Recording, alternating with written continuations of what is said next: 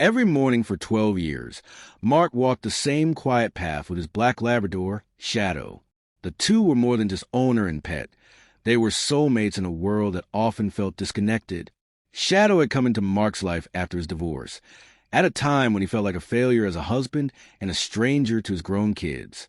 The dog didn't care about any of that. Shadow listened. Shadow stayed. He was there through the long nights of Mark's chemotherapy, through the holidays spent alone, through the quiet victories and unseen breakdowns. Shadow didn't judge or leave. He just curled up at Mark's feet and reminded him, without a word, that he was still needed, still loved. When Shadow died at the age of 14, something inside Mark broke in a way he hadn't expected. He didn't cry at first. He just walked. Every morning at 6:30 sharp.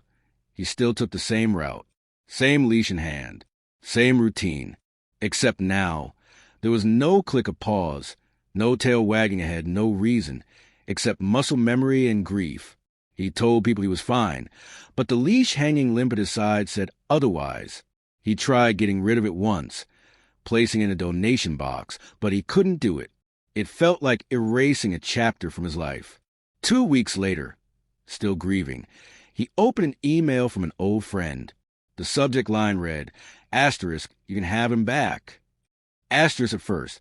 Mark thought it was spam or some kind of cruel joke. But the link led him to a website.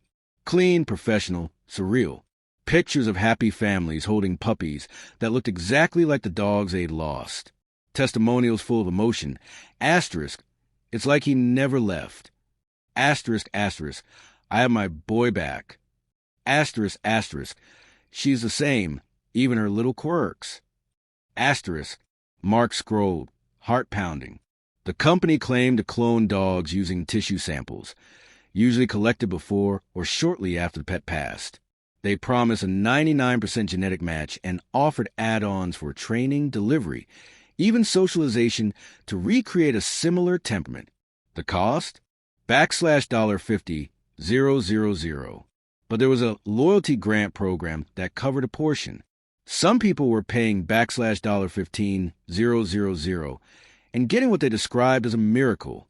$15,000 to bring back the only living being that never gave up on him. Mark didn't know whether to feel excited or disturbed. Was it playing God? Would it really be Shadow or just a look-alike? Would this new dog remember the night he barked until Mark woke up during a gas leak?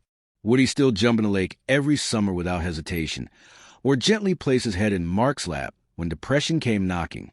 He called the number. The voice on the other end was warm, human, understanding. They walked him through the science, explained how it wasn't resurrection, but replication.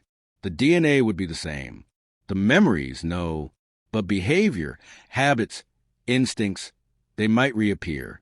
Just like identical twins raised in similar homes often share uncanny similarities. Mark asked if others regretted it. The rep paused, then said softly, asterisk, some do, but most cry when they meet their dog again. Asterisk, that night, Mark stared at Shadow's worn collar and the old chew toy still sitting beside the couch. He had Shadow's paw print saved in ink. He had a frozen tissue sample from a vet suggestion just in case. And now, he had a decision to make that would have seemed like science fiction just a few years ago. He put down the phone, closed his eyes, and in the darkness, he heard that familiar tail thump just once.